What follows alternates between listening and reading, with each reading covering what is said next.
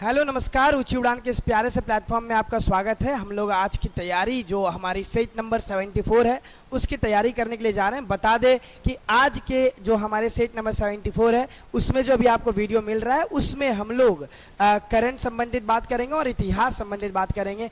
ऊंची उड़ान की पूरी टीम आपके लिए जो है टेस्ट सीरीज कंडक्ट करवा रही है। बिहार के हर जिले में टेस्ट सीरीज कंडक्ट कराई जा रही है। प्लीज आप अपने जिले में पता लगा करके टेस्ट दे सकते हैं। आप प्लीज जाके पता लगाएं। आपको फ्री यूट्यूब का वीडियो एनालिसिस मिल रहा है, आप उसको प्लीज देखें ताकि आपकी तैयारी और भी ज्यादा बेहतर हो सके। तो आज के क्लास में हम लोग सेट नंबर 74 की बात करते हैं। थोड़ी सी हम लोग करंट के जो सवाल हैं पहले आपको बता दें कि प्रथम जो आपको 20 क्वेश्चन देखने को मिलेंगे, शुरुआत के जो 20 प्रश्न हैं वो आपको करंट संबंधित मिलेंगे और उसके बाद का जो 15 क्वेश्चन है वो आपको इतिहास संबंधित मिलेगा। तो हम लोग कहानी को आगे बढ़ाते हैं और अपने टेस्ट का पहला क्वेश्चन देखते हैं जो हमें करंट संबंधित देखने को मिल रहा है। पहला सवाल करंट से संबंधित है। पहला सवाल आपको देखने को मिल रहा है कि आदिवासी छात्रों के नेतृत्व में गुणों का विकास और चरित्र निर्माण करने हेतु किस राज्य सरकार द्वारा मिसाल परियोजना शुरू किया गया है। तो किनके द्वारा आखिरकार नेतृत्व गुणों का विकास और चरित्र निर्माण करने हेतु मिसाल परियोजना का शुरुआत किया गया है ताकि आदिवासी छात्र अब पीछे ना रहे, वो हमें आगे आते हुए नजर आए। तो उनके गुणों का विकास चरित्र निर्माण करने हेतु कौन सा परियोजना? मिसाल परियोजना। तो याद रखिएगा मिसाल परियोजना कौन राज्य से संबंधित है?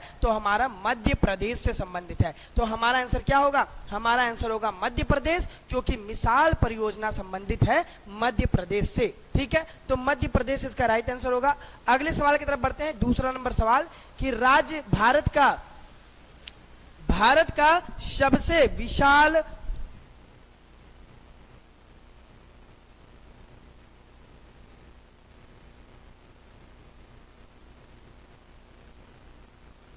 भारत का सबसे बड़ा लिथियम आयन बैटरी जो है वो विनिर्माण संयंत्र का शुभ आरंभ कहां पर हुआ है? किस राज्य में हुआ है सबसे बड़ा लिथियम आयन बैटरी? तो ध्यान रखिएगा लिथियम आयन बैटरी की जो शुरुआत हमें देखने को मिलती है वो हरियाणा से देखने को मिलती है। ठीक है, तो लिथियम आयन की जो शुरुआत है वो हमें नजर आएगी हरियाणा से। ठीक है, तो याद रखिएगा भारत में सबसे बड़ा लिथियम आयन बैटरी का जो विनिर्माण है वो हरियाणा से संबंधित है। तो हमारा आंसर होगा हरियाणा। हमारा आंसर होगा हरियाणा, याद रखिएगा, क्योंकि ये जो है लिथियम आयन वो हरियाणा से संबंधित है। अगला सवाल, तीसरा नंबर सवाल है कि विश्व में सर्वाधिक लिथियम का उत्पादन, देखिए उसमें लिथियम आयन बैटरी पूछा गया था। यही सवाल देखिए, विश्व का सर्वाधिक लिथियम उत्पादन किस देश के द्वारा किया जाता है? वहां राज्य था लिथियम बैटरी, याद रखिएगा हरियाणा। और यहां पर सवाल है कि लिथियम का उत्पादन किस देश में सबसे ज्यादा होता है? तो वो आपको नजर आएगा ऑस्ट्रेलिया। तो प्लीज देखिए ये सारे सवाल जो आपको करंट में देखने को मिल रहे हैं, ये सारे सवाल जो हैं वो एग्जाम पर्सपेक्टिव से बहुत ज्यादा महत्वपूर्ण है, बहुत ज्यादा जरूरी हैं। इस कारण से आप ये सारे सवालों को जरूर करें, जरूर देखें, ताकि आपकी तैयारी और ज्यादा बेहतर हो सके। ठीक है, तो ये सारी चीजें याद कैसे रहेंगी? ये तभी याद रहेंगी जब लगातार आप टेस्ट को देते रहें। तो ध्यान रखिएगा लिथियम का सबसे ज्यादा उत्पादन किस देश में होता है? तो वो आपको ऑस्ट्रेलिया में नजर आएगा। सबसे ज्यादा लिथियम का जो उत्पादन है वो ऑस्ट्रेलिया देश में होता है। चौथे नंबर सवाल के आते हैं, राजगीर में आयोजित 12वीं पुरुष एशिया कप हॉकी चैंपियनशिप 2025 का शुभंकर का नाम क्या था? तो इनका नाम चांद था। याद रखिएगा राजगीर में आयोजित हुई है। अगर पूछा जाए 12वीं पुरुष एशिया हॉकी चैंपियनशिप 2025 कहां पर आयोजित हुई थी? तो याद रखिएगा आंसर क्या होगा सर? आंसर होगा राजगीर। तो ध्यान रखिए दो सवाल बन रहा है कि किनके द्वारा शुभंकर का नाम था? तो वो है चांद, चांद नाम था। अगर देखिए 2-3 सवाल में जो भी आपका सवाल बनता है वो आपके लिए जरूरी है। अगर यही सवाल थोड़ा घुमा करके पूछ दे कि 12वीं पुरुष एशिया कप हॉकी चैंपियनशिप 2025 कहां पर आयोजित किया गया था? तो वो आयोजित राजगीर में किया गया था। ऐसे सवाल को प्लीज आप बार बार देखते रहें ताकि आपकी तैयारी और बेहतर ढंग से हो पाए।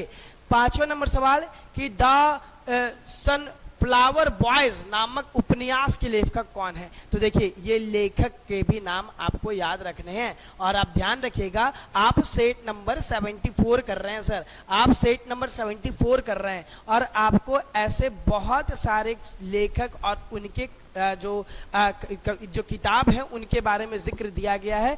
आप प्लीज उन सब को एक जगह पर लिख करके हमेशा याद रखें। तो ध्यान रखिएगा, द सनफ्लावर बॉयज के लेखक कौन है, वो आपको देखने को मिलेंगे सैम वॉचमैन। ठीक है, तो कौन है, तो आपको देखने को मिलेंगे सैम वॉचमैन। ठीक है, तो कौन है, तो सैम वॉचमैन आपको ये लेखक देखने को मिलेंगे द सनफ्लावर बॉयज के। अगले सवाल की तरफ आते हैं। अगला सवाल, छठा नंबर सवाल, देखिए सवाल ये कह रहा है कि प्रधानमंत्री नरेंद्र मोदी जी के द्वारा किस शहर में ई विटारा और बैटरी संयंत्र का शुभ आरंभ किया गया। तो मोदी जी के द्वारा किस शहर में ई विटारा और बैटरी संयंत्र का शुभारंभ किया गया है। तो ध्यान रखिएगा, ये कहां पर है, ये अहमदाबाद में इसकी शुरुआत की गई है। नरेंद्र मोदी जी के द्वारा शहर में ई बाटरा और बैटरी संयंत्र का जो शुभारंभ है वो अहमदाबाद में हमें देखने को मिलता है। तो हमारा आंसर क्या होगा, अहमदाबाद हमारा राइट आंसर होगा। अगला सवाल देखिए क्या है, लैंगिक समानता को बढ़ावा देने तथा लिंग आधारित गर्भपात को रोकने में उनके आजीवन योगदान के लिए वर्ष 2025 का संयुक्त राष्ट्र जनसंख्या पुरस्कार से किसे सम्मानित किया गया। ये अभी देखिए, अभी से बातें ये सारी चल रही हैं और ये सब जारी रखते हुए हमें नजर आता है कि लैंगिक विकास और इनके ऊपर जो बात करते हुए हमें नजर आते हैं वो कौन, वो जो सम्मानित किया गया वो वर्षा देशपांडे को किया गया है। तो ध्यान रखिएगा, हमारा आंसर क्या होगा, हमारा आंसर होगा वर्षा देशपांडे। ठीक है, किनको सम्मानित किया गया है, वर्षा देशपांडे जी को सम्मानित किया गया है लैंगिक समानता को बढ़ावा देने के लिए। अगले सवाल की तरफ बढ़ते हैं। हमारा अगला सवाल जो 8वें नंबर की तरफ है कि अंग्रेजी भाषा के लिए Siddharth the boy you well विकेल द बुद्धा उपन्यास के लेखक किसे साहित्य अकादमी पुरस्कार जो 2025 से सम्मानित किया गया है। तो देखिए दूसरा सवाल, अंग्रेजी भाषा में जो एक किताबें लिखी गई हैं इनके उपन्यास जिन्हें सम्मानित भी किया गया है ये कौन है आखिरकार। तो ध्यान रखिएगा, ये कौन है, अद्वैत कटोरिया। ठीक है, अद्वैत कोटारी तो आपको देखने को मिलेंगे, इनके लेखक हैं। तो ध्यान रखिएगा, आज के जो हमारे सेट हैं उसमें हमें 2 तो सवाल यूं ही देखने को मिल गए जो लेखक से संबंधित है, किताबों से संबंधित है। तो आप प्लीज ये सारे सवाल को ध्यान से रखिएगा, याद रखिएगा, ताकि एग्जाम जब कभी भी आपका हो तो आपको ये सारी चीजें याद रहे। ये कब याद रहेंगे सर, ये तभी याद रहेंगे सर जब आप लगातार ऊंची उड़ान के द्वारा जो ये टेस्ट सीरीज कंडक्ट कराया जा रहा है, बहुत विश्वसनीय प्लेटफॉर्म, और आपको बता दे कि हर बहुत सारे ऐसे बच्चे हैं जिनका इस बार रिजल्ट भी हुआ है। तो ये तभी हो सकता है जब आप ऐसे टेस्ट को बार बार लगातार देते रहें, ताकि जब कभी भी आपके एग्जाम में ऐसे सवाल पूछे जाएं तो आपको याद आए कि हाँ ऐसा मैंने कहीं पे पढ़ा था।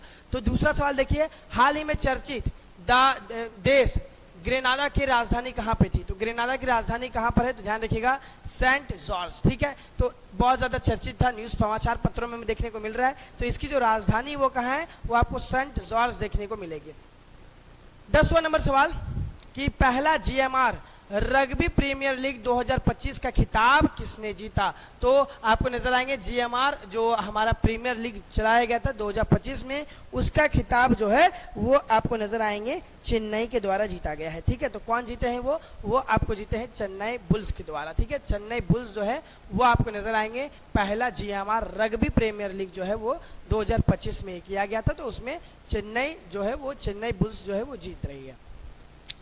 भारत का पहला चेहरा प्रत्यारोपण कार्यक्रम किसने शुरू किया। तो पहला जो चेहरा प्रत्यारोपण का जो कार्यक्रम है ये दिल्ली एम्स के द्वारा शुरू किया गया है। ध्यान रखिएगा, ये दिल्ली एम्स के द्वारा शुरू किया गया है। सबसे पहला चेहरा प्रत्यारोपण कार्यक्रम जो है वो दिल्ली एम्स के द्वारा शुरू किया गया है। तो ये जो शुरुआत है वो दिल्ली एम्स के द्वारा देखने को हमें मिलती है। 12वां नंबर सवाल देखिए, 11वां नंबर सवाल तक तो हो चुका है हमारा। 12वां नंबर सवाल कि द स्मार्ट यूजर्स के मामले में, मतलब कि फोन चलाने के मामले में, जो स्मार्टफोन है वो चलाने के मामले में हमारा भारत कितने नंबर स्थान पर है, ये सवाल है। Sorry 2 second रुकिएगा।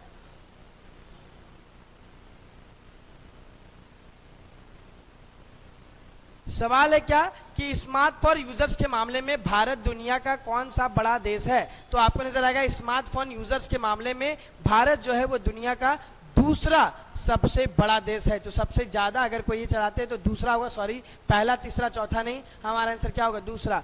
स्मार्टफोन चलाने के मामले में, स्मार्टफोन यूजर्स के मामले में भारत का जो स्थान है वो आपको दूसरा देखने को मिलता है। लखपति 13वां नंबर सवाल जो हमसे कह रहा है क्या कि लखपति बिटिया योजना किस राज्य से संबंधित है। तो ध्यान रखिएगा, बिटिया मतलब लखपति बिटिया योजना जो है वो हमें किस राज्य केंद्र शासित प्रदेश से संबंधित देखने को मिलता है। तो आपको नजर आएगा दिल्ली इसका राइट आंसर होगा। ध्यान रखिएगा, लखपति बिटिया योजना जो है वो दिल्ली राज्य केंद्र शासित प्रदेश से सम्मिलित है। तो ध्यान रखिएगा। अगला सवाल कि हाल ही में चर्चित जो हमारा देखने को मिल रहा है जैसिन तेजेस किस खेल के प्रमुख खिलाड़ी थे।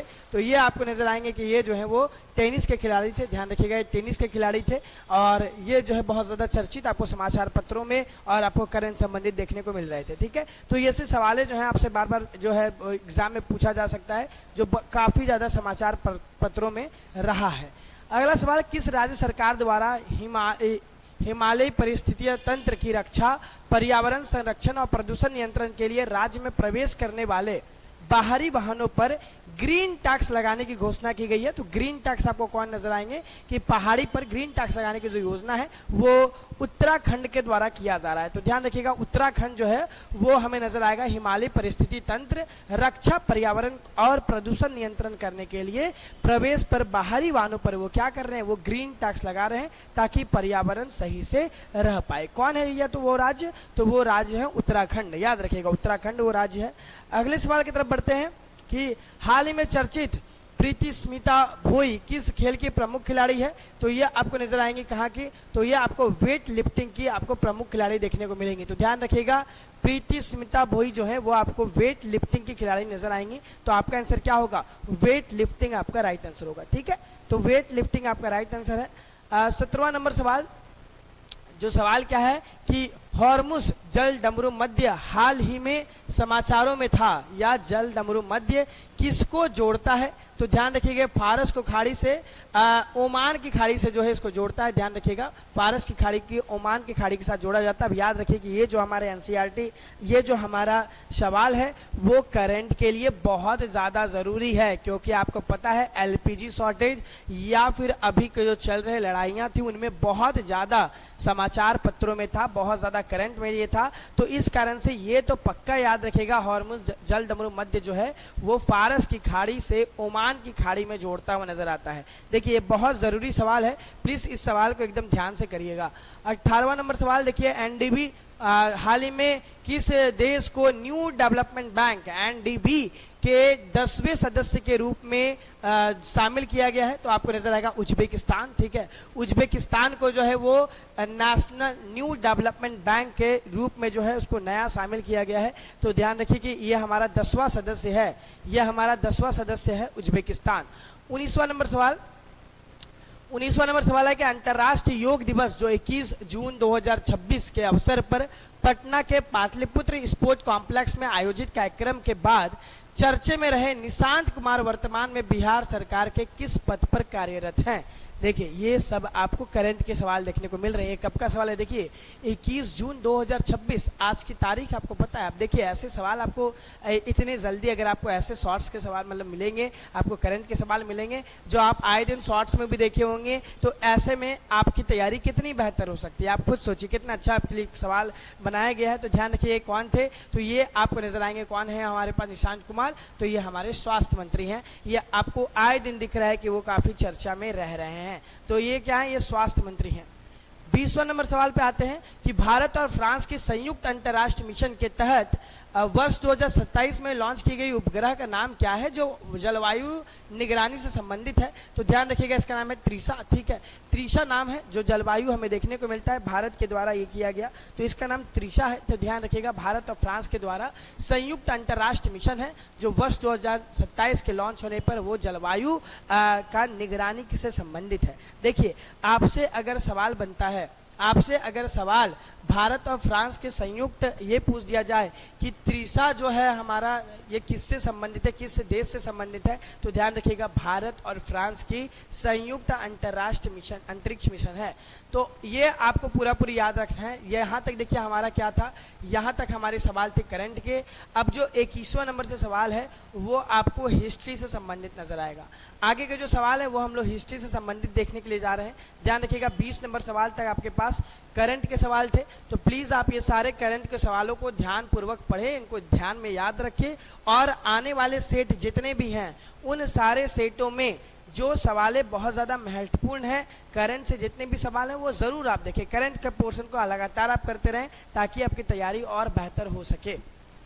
21वां नंबर सवाल देखिए क्या है, विशाल स्नानागार कहाँ पाया गया है? हड़प्पा सभ्यता आप याद करिए, हड़प्पा सभ्यता में जो हमें आयताकार स्नानागार देखने को मिल रहा है, आपको ध्यान रखना है कि इसके चारों ओर कमरे बनाए गए हैं, और इतिहासकारों का मानना है, सवाल ये पूछा जा सकता है कि स्नानागार किस के लिए कार्य आता था, तो याद रखिएगा ये कार्य जो है वो धार्मिक अनुष्ठानों के लिए लोग कार्य किया करते थे, ठीक है। तो ये धार्मिक अनुष्ठानों के लिए कार्य किया जाता था, और हमें जो है ये कहाँ से पाया गया है, ये हमें मोहनजोदारो से पाया गया है, याद रखिएगा मोहनजोदारो से पाया गया है। बाकी सबसे बड़ा अन्नगार भी हमें यहीं से पाया गया है, याद रखिएगा सबसे बड़ा अन्नगार यहीं से पाया गया है। सबसे बड़ा, अगर सवाल ये पूछ दिया जाए सबसे बड़ा अन्नगार कहाँ से पाया गया है, तो ध्यान रखिएगा वो भी हमें यहीं से पाया हुआ देखने को मिलता है। तो हमारा आंसर क्या होगा, मोहनजोदारो। तो याद रखिए हड़प्पा और मोहनजोदड़ो ये दोनों हमारी सिंधु घाटी सभ्यता की राजधानी, जुड़वा राजधानी हुआ करती थी, और हमें स्नान घर जो है जो धार्मिक अनुष्ठानों में कार्य आते थे वो हमें मोहनजोदारो में देखने को मिलता है। दूसरा सवाल देखिए 22वां नंबर सवाल कि ऋग्वेद के में पनी को आर्यों का सबसे बड़ा शत्रु और अदेवयु देवताओं को ना मानने वाला कहा गया है। तो ये बात क्या है, हमारा कथन ये हमारा सही है। दूसरा देखिए पनी मुख्य रूप से व्यापारी थे जो आर्यों की गायों को चुरा लेते थे और यज्ञों में दान नहीं देते थे। तो पनी ध्यान रखिएगा ये व्यापारी हैं जो कि गायों को चुरा लिया करते थे और यज्ञों में उन्हें दान नहीं देते थे। तो ये हमारे पणी आपको देखने को मिलते हैं, और सही बात है कि पणी जो है वो आर्यों के सबसे बड़े शत्रु हुआ करते थे। क्यों हुआ करते थे, तो उसका कथन और कारण भी बढ़िया दिया गया है, व्याख्या भी सही कर रहा है कि पणी इसलिए शत्रु हुआ करते थे क्योंकि पणी जो है वो मुख्य रूप से व्यापारी थे, और व्यापारी होने के कारण ये क्या कर रहे हैं, ये जो है आर्यों की गायों को चुरा लेते हैं और यज्ञ में दान देने से मना कर देते हैं। तो हमारा आंसर क्या होगा, ए और आर दोनों सही है, और आर ए की सही व्याख्या भी करता है। तो ध्यान रखिएगा ए और आर दोनों सही है और आर ए की सही व्याख्या भी करता है। 23वां नंबर सवाल कि संघ में रहने वाले बौद्ध भिक्षुओं के लिए बनाए गए नियम किन ग्रंथ में शामिल है। तो ध्यान रखिए जो संघ में रहने वाले बौद्ध भिक्षु हैं, ठीक है, जो बौद्ध के भिक्षु हैं जो बौद्ध धर्म का प्रसार कर रहे हैं, उनके लिए जो नियम है वो हमें विनय पिटक में देखने को मिलता है। ठीक है, ध्यान रखिएगा नियम जो है वो विनय पिटक में देखने को मिला है। ध्यान रखिएगा 3 पिटक हैं बौद्ध धर्म में, आपको 3 पिटक देखने को मिलते हैं। एक है आपका अभिधम पिटक, दूसरा है आपका विनय पिटक, तीसरा है आपका सूत पिटक। ठीक है, तो ध्यान रखिएगा 3 पिटक हमें देखने को मिलते हैं। अभिधम पिटक में फिलॉसफी दी गई है, सूत में बौद्ध के शिक्षा दिए गए हैं, और विनय पिटक में हमें देखने को मिलता है कि इसमें नियम कानून दिया गया है, क्योंकि विनय का मतलब ही होता है डिसिप्लिन। तो ध्यान रखिएगा विनय पिटक मतलब क्या है कि इसमें बौद्ध के सारे नियम कानून दिए गए हैं, संघ में कैसे रहना है कैसे नहीं रहना है। निम्नलिखित में से कौन सा महाजनपद एक गण के अधीन था। देखिए गण क्या होता है इस बारे में जान जाइए कि हमें पता है कि कुल 16 महाजनपद थे। अधिकांश महाजनपद जो थे वो राजतंत्र हुआ करते थे। देखिए अधिकांश महातंत्र जो है वो राजतंत्र में क्या होता था, राजतंत्र में जो है वो राजा हुआ करता था सर, और राजा वंशानुगत होता था। लेकिन ऐसे भी बहुत सारे महाजनपद, कुछ महाजनपद हमें ऐसे भी देखने को मिलते हैं जो गण और संघ होते हैं। गण कैसे महाजनपद को कहते हैं, ध्यान रखिएगा जहां पावर सिर्फ राजा के पास नहीं है सर, यहाँ समूह के पास पावर है, यहाँ समूह के पास पावर है। एक सिर्फ राजा के पास पावर नहीं है, समूह के पास पावर है। ये वंशानुगत हो भी सकता है और नहीं भी हो सकता है। तो ये आपको गण में एक अलग चीज देखने को मिलेगा। हाँ हेलो,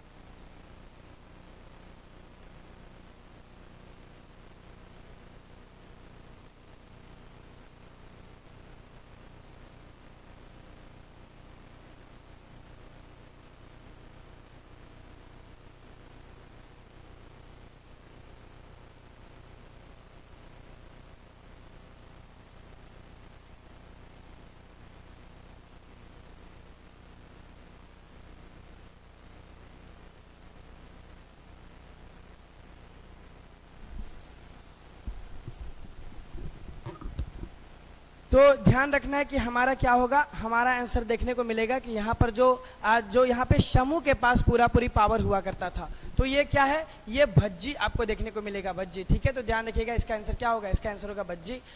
25वां नंबर सवाल, 25वां नंबर सवाल है कि सामंतवाद के उदय ने भारतीय अर्थव्यवस्था को कैसे प्रभावित किया। तो सामंतवाद के उदय ने भारतीय अर्थव्यवस्था का ग्रामीणीकरण और व्यापार में गिरावट ले आई थी। तो ध्यान रखिएगा, सामंतवाद के उदय में यहाँ पे हमें देखने को मिलता है ग्रामीणीकरण हो गया और व्यापार में गिरावट आ गई। सामंतवाद आपको बता दें क्या है, सामंतवाद जब हमारी सोच जमीन आधारित हो जाती है, जब अधिकांश चीज जो बड़े जमींदार होते हैं वो कर रहे होते हैं, तो वो क्या करने लग जाते हैं, वो अपने पास ही ज्यादा पावर रखना शुरू कर देते हैं। तो इससे क्या होने लग गई, इससे व्यापार में गिरावट आती हुई हमें नजर आती है। किस चोल शासक ने बंगाल की खाड़ी को चोल झील में बदल दिया था। तो आपको ध्यान रखना है, बंगाल की खाड़ी को चोल झील में बदल देने वाले कौन है, वो आपको नजर आएंगे राजेंद्र प्रथम हैं। ठीक है, राजेंद्र प्रथम आपको नजर आएंगे, चोल झील को बदल देने वाले आपको नजर आएंगे, बंगाल की खाड़ी को चोल झील में बदल देने वाले राजेंद्र प्रथम आपको देखने को मिलते हैं। ठीक है, तो राजेंद्र प्रथम चोल झील को बदल देने वाले देखने को मिलते हैं। सूची 1 को 2 से मिलाना है। सूची 1 देखिए राजवंश दिया गया है और एक साइड राजधानी दी गई है। तो हमें राजवंश क्या देखने को मिल रहा है, प्रतिहार। देखिए प्रतिहार, परमार, चौहार और चंडेल, तो ये आपको नजर आएगा। अब इनकी राजधानी आपको बतानी है। प्रतिहार की क्या थी सर, प्रतिहार की थी कन्नौज, परमार की थी धार और चौहान का था क्या, अजमेर, और हमें देखने को मिलता है चंदेल का महोबा और खुजराहो। तो हमारा आंसर क्या है, ए का है सर 2, बी का है सर 3, सी का है सर 1 और डी का है हमारा 4। याद करिए हमने पिछले सेट में बात किया था कि परमार जो है उनकी राजधानी धार थी। तो सही आंसर क्या है, 1 2 3 1 4, 2 3 1 4 किसमें है, तो हमारा ए ही नंबर में हमारा राइट आंसर है। तो ध्यान रखिएगा हमारा आंसर क्या होगा, ए नंबर हमारा राइट आंसर होगा। प्लीज ये सारे राज्य राजधानी को आप बढ़िया से कर ले ताकि आपके एग्जाम में आपको दिक्कतें ना आए। बिहार को दिल्ली सल्तनत के अधीन करने वाला प्रथम सुल्तान कौन है, तो बिहार को दिल्ली सल्तनत के अधीन करने वाला प्रथम सुल्तान जो आपको देखने को मिलेगा वो इल्तुतमिश है। तो ध्यान रखिएगा, प्रथम जो ये कर रहे हैं, अधीन कर रहे हैं, वो सुल्तान आपको इल्तुतमिश देखने को मिलेंगे।